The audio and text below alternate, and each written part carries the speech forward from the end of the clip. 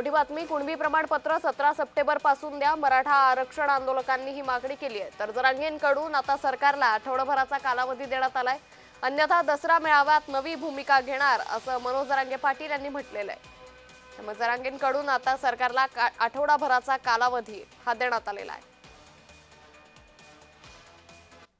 Hyderabad state होतं तिथपर्यंतच्या सगळ्या मराठ्यांना कुणबी प्रमाणपत्र द्यायचं काम 17 सप्टेंबरच्या आत सुरू झालं पाहिजे.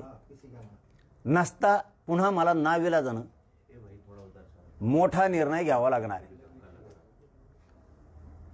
वेळ आली तर आमच्या गावात आमच्या घरी यायचं, राजकीय नेत्याला आम्हाला बंद करावं लागेल हे मात्र लक्षात ठेवा.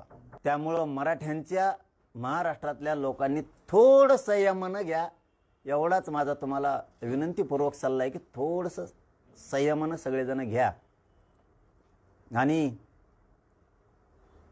गॅजेटियरची तातडीनं लगेच अंमलबजावणी करून नोंदी जर नाही केल्या तर येत्या दसरा मेळाव्यात आम्हाला आमची भूमिका जाहीर करावी लागणार आहे सरकारच्या विरोधात.